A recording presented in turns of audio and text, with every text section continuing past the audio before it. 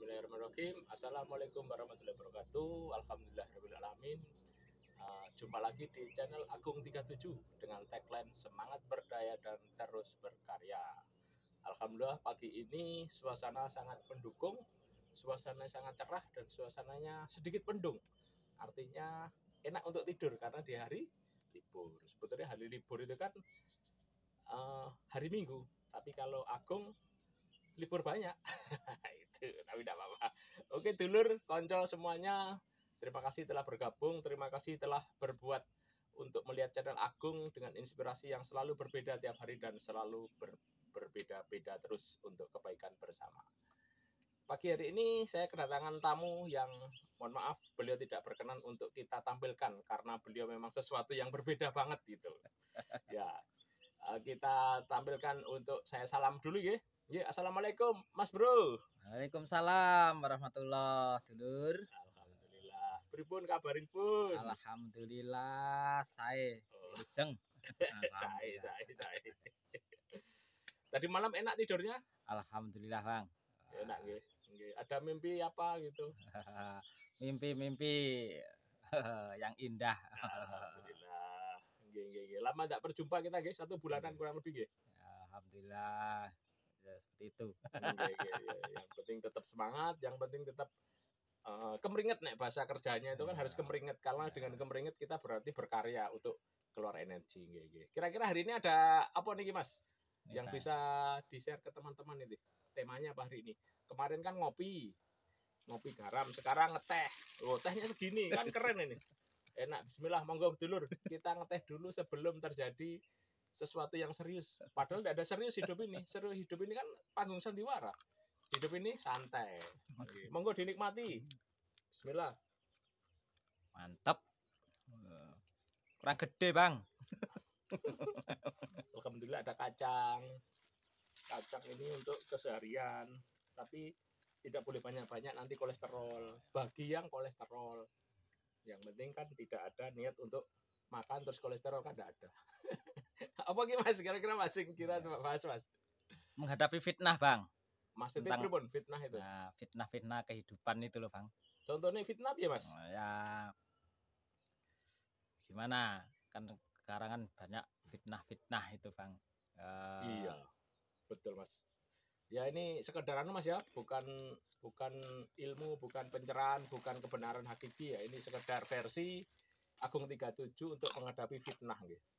Sebetulnya fitnah itu kan kalau menurut Agung sih itu semacam hoax. Jadi kabar burung yang tidak ada dasarnya, tidak ada faktanya, hanya isu-isu dengan tipe katanya. Iya, tapi kalau dulu ketika Agung kecil itu ada namanya trio kwek-kwek itu. Jadi lagunya keren Mas. Katanya. Kata-katanya itu kan fitnah.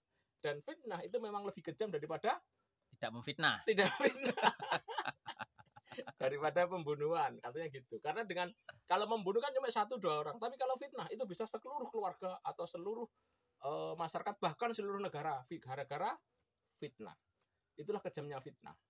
Biasanya gini, kalau orang fitnah itu rata-rata emosinya tinggi. Kalau yang maksudnya dia terima fitnah, tidak difilter, langsung dieksekusi, langsung dilakukan tindakan. Nah itu biasanya emosi yang menerima fitnah itu biasanya emosi tinggi. Secara akal mungkin dia pintar, tapi secara rohani dia mungkin mungkin kurang dikira atau kurang makan nih Mas ya. Antara makan itu kan untuk perut, dikir untuk rohani ya kan gitu. Jadi fitnah itu sesuatu yang sangat-sangat luar biasa dan itu harus kita hindari. Terutama khususnya di apa Mas? Masalah agama Mas. Masalah agama. Makanya di ayatnya kan jelas, istri dan anakmu akan menjadi fitnah bagimu. Keren. Ayatnya apa Mas? Nggak ngerti. Itu cuma dengar karena ilmu ceret. Ilmu ceret. Tuang dulu entek. Iya, biasanya gitu. Fitnah itu benar-benar luar biasa. Apalagi di sisi agama itu.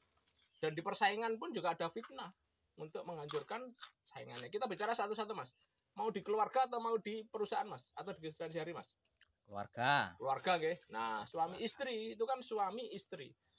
ini harus menyadari, sadar makomnya, sadar sebagai suami makom, sadar sebagai makom istri. Nah, ketika salah satu menerima fitnah, katanya suamimu dengan si A, si B, si cewek-cewek yang lain. Nah, suami istri yang tidak bisa menerima langsung menelan mentah-mentah dan langsung menghakimi suami itu juga bahaya. Karena bisa jadi yang memberi fitnah itu juga ada tendensi, ada kepentingan untuk yang lain, kita tidak tahu. Kalau itu mungkin masih bisa di ini, yang lebih berat itu fitnah tentang agama, Mas. Gimana Bang kok bisa agama berat? Ya ngeri, Mas. Karena apa? Bisa kita difitnah kafir, bisa difitnah sesat, bisa difitnah bid'ah dan sebagainya. Karena agama itu kan soal hati ya, keyakinan. Dan energi Tuhan, waduh gaya energi Tuhan. Ya gak apa-apa. Kita cerita sini gak apa-apa, Mas. Energi langit, Bang. Energi langit. Energi langit lah. Gak apa-apa. Ini kan sekedar ngopi-ngopi, ngeteh-ngeteh ya. Kan ngopi terus bosen ngeteh-ngeteh di pagi hari yang cerah dan indah itu.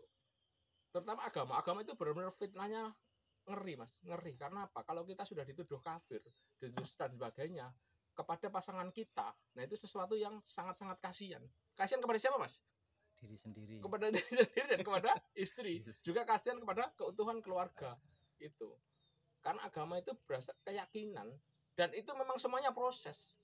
Makanya jelas, tunjukilah kami ke jalan yang lurus, bukan ke jalan yang sesat. Nah, ketika menjadi jalan lurus, apakah kita langsung menemukan jalan yang lurus? Kan tidak, Mas. Pasti ada proses pencarian, proses mencari dan sudah menemukan jalan yang lurus. Nah, ketika jalan yang lurus, ada nggak yang katut istilahnya tidak terima? Ada, Bang. Sopo, Mas? Hati. Hati. Iya, karena kita jalan yang lurus kan berat itu. Sudah jalan yang lurus. Nah, fitnah itu, waduh ngeri, Mas. Bisa diusir sama istri. Pengalaman tuh, Bang. Gara-gara fitnah tanpa pembuktian. Dan biasanya kalau sudah menyangkut spiritual, biasanya orang lain itu akan tanya kepada bukan ahlinya. Jadi ahlinya misalnya ahlinya jam, terus kita bertanya kepada ahlinya reparasi mobil. Yang terjadi apa, Mas? Salah kacau. Harusnya menurut ya sorry menurut pendapatku, Mas, ya itu ya kita harus sesuai dengan porsinya. Kalau kita bicara akal itu kan sifatnya tidak kekal, sifatnya hanya sementara. Ketika kita hidup, kita begini, pinter nggak kita? Pinter, seperti profesor itu paling pinter di dunia secara akal. Tapi ketika profesor tidur, ditanyai 1 kali 1 berapa, Prof? Bisa jawab nggak? Ya nggak bisa toh, Apa yang dijawab? Ngorok terus. Ngorok korek. Kan gitu. Jadi yang menjadi pertanyaan tadi, aduh kok melebar karuan sampai profesor. Mohon maaf, Profesor. Ini hanya bicara akal ya, bukan hati ya. Gitu. Jadi fitnah yang berdasarkan katanya tanpa pembuktian, tanpa pengalaman yang diterjuni gitu. Nah, fitnah ini kira-kira apa solusinya, Mas? Ya kita harus ngikuti, Mas. Kita ikuti misalkan kopi itu kalau orang tidak tahu kopi ya dan hanya mendengar tok, yang terjadi apa? Enak nggak? Nggak enak, Bang. Nggak enak kopi. Karena sulit tidur. Nah, tapi ketika kita melihat tok kopi warnanya hitam, tidak dirasakan, enak nggak? Nggak enak, karena hanya melihat dan akan menjas, menghakimi, waduh kopi kok hitam ya? Padahal kopi hitam itu kan kupu-kupu. Kopi hitam, kupu-kupu. Kalau rasa spiritual itu tidak bisa dipakai logika, harus ketemu sesuai dengan jalurnya. Jalur akal harus ketemu akal, jalur rohani harus ketemu rohani. Agama juga gitu. Kalau kita tidak hati-hati, kita terprovokasi oleh hal-hal yang dia sendiri tidak mengerti dan tidak paham dan tidak menjalani, yang terjadi adalah fitnah. Nah, fitnah itu kalau kita sadar harusnya tidak terjadi kalau kita tidak pakai emosi. Orang terkena fitnah itu kan karena emosi dan kebencian. Padahal kebencian temannya siapa, Mas? Setan. Setan dirajim. Mohon maaf, setan sudah pensiun. Karena sering-sering disebut akhirnya Mas, ngibarkan bendera putih. Saya sudah pensiun. nyerah akhirnya. Manusia sendiri yang jadi tapi menyalahkan orang lain gitu. Jadi fitnah itu menurut Agung sih ya harus diambil secara ilmunya.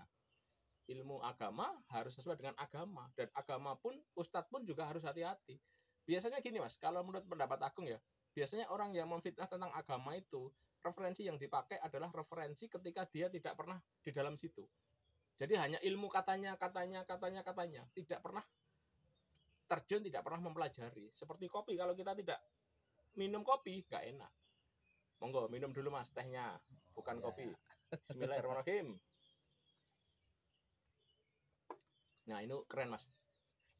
Ilmu tentang kopi harus dirasakan, harus dinikmati, dan kopi bisa ditambahi gula, bisa ditambahi garam, bisa ditambahi susu atau creamer.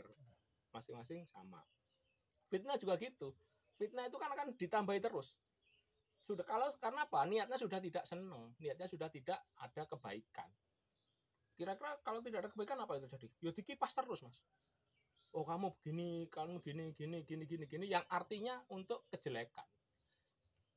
Makanya kan ada yang bertanya, itu kenapa kok pergi ke orang pinter ya? Saya tidak sebut orang yang lain-lain embel-embel. Kok orang pinter? Kenapa Mas? Kok orang pergi ke orang pinter Mas? Katanya lebih tahu Bang. Katanya lebih tahu. Padahal sejujurnya apa Mas? Ya belum tahu, nggak belum tahu. Bukan, karena dia bodoh. Bodoh tapi disebut pinter. Ya, karena dia bodoh bertanya kepada orang pinter.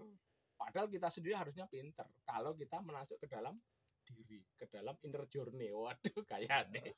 Inner journey barang apa bener. Tapi gitu Mas, fitnah itu memang kejamnya luar biasa. Dan ketika orang sudah kena fitnah itu akan beruntun dengan yang lain, Mas. Kejadian-kejadian lain dan beruntun dengan yang lain. Dan itu nanti hasil akhirnya yang mengerikan, Mas. Makanya disebut istidroj. Waduh, kok istidroj bareng. Enggak apa-apa, itu nanti. Next istidrojnya nanti. Artinya enak di depan, di belakangnya tidak baik, tidak bagus, dan menderita itu. Jadi kembali kepada fitnah Mas. Fitnah memang dunianya sudah dunia edan, zaman akhir, zaman edan. Kalau raedan ora keduman katanya gitu. Tapi kan lebih eling kalau lan waspodo, eling dan waspada. Artinya mengingat kepada Tuhan dan tetap waspada, tetap siaga untuk selalu jangan terjebak pada fitnah itu. Jadi rekan dulur semuanya, kalau ada informasi apapun itu jangan langsung ditelan, jangan langsung dieksekusi, jangan langsung dilaksanakan. Harus harus dikonfirmasi dulu kebenarannya, harus masuk ke dalam yang difitnahkan itu seperti apa, dan harus pendekatan secara khususnya di suami istri. Karena kalau fitnah itu sudah menjadi istri sudah kefitnah dan suaminya difitnah orang lain dengan katanya orang pintar, padahal dia bodoh yang nanya itu dampaknya luar biasa. Yang kasihan siapa? Keluarga, khususnya di anak-anak. Itu. Tetap cintai istrimu, tetap cintai suamimu. Dan hati-hati dengan orang lain yang memfitnah, orang lain yang memberikan informasi, harus dicek dulu, paling tidak 21 hari kerja, kok 21 hari kerja? Ya 21 hari istighfar dan menanyakan kebenaran tentang berita itu. Menanyakan kebenaran tentang cerita itu langsung kepada Yang Maha Kuasa. Dengan cara apa? Istighfar. Istighfar sembarang atau sholawat atau terserah monggo. Masing-masing punya guru, masing-masing punya metodologi, masing-masing punya keunikan yang berbeda. Yang tujuannya satu, bahwa fitnah sudah merajalela di muka bumi ini sudah dari zaman dulu. Banyak cerita-cerita zaman nabi-nabi dulu tentang fitnah akhirnya merusak persahabatan, merusak saudara, merusak keluarga, merusak istri dan sebagainya. Itulah kejamnya fitnah. Halus lembut tapi dahsyatnya luar biasa. Itu dulur nggih. Jadi fitnah kembali kepada kita. Harus di cross check, harus diteliti pakai ilmu apa. Kalau pakai ilmu agama harus cari guru yang sanadnya nyambung. Kalau tidak syaratnya nyambung, bisa-bisa ini kacau. Bukan dari Islam yang resmi, tapi Islam tidak resmi. Itu aja. Harus cari guru yang benar-benar tersambung silsilahnya. Agar kita tidak terhindar dari fitnah itu. Saya kira dulu Mas, apa lagi Mas? Cukup ya Mas ya? Cukup. Gimana Mas kesimpulannya Mas? Kesimpulannya ya berarti harus meng-cross check informasi terlebih dahulu ya Bang ya. Nggih, terus. Oke, sebelum melakukan tindakan Iya.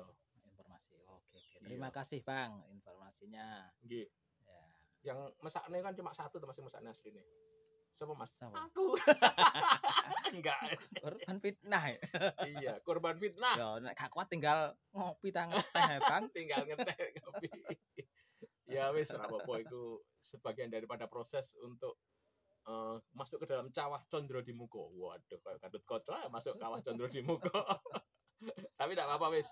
Kita ikuti saja jalannya yang lurus, yang istiqomah. Bahwa kita di dunia semata-mata hanya untuk kebesaran Tuhan, hanya untuk kebesaran namanya. Kita berekspresi, kita berekstensi dengan daya yang dari Tuhan. Oke, itu dulu Mas ya. Kita ketemu di channel yang lain dengan tagline tetap semangat berdaya. Mas, semangat berdaya. Berdaya dan berkarya. Dan terus berkarya. Iya. Salam ASB. Apa Mas ASB? Lupa, Bang. Nanti cari di channel Agung 37. Apakah itu ASB? Dulu. Terima kasih. Mohon maaf atas segala kekurangan. Semoga hari ini kita lebih baik daripada hari kemarin. Matur suwun. Assalamualaikum.